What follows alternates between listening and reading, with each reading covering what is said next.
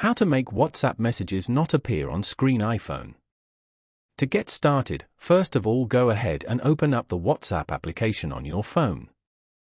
Once you're in the app, tap on the settings icon in the bottom right corner.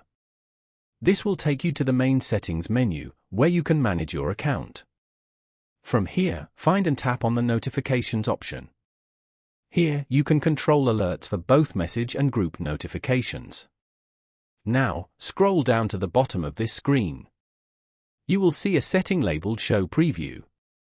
To hide the message content, tap on the toggle switch next to it.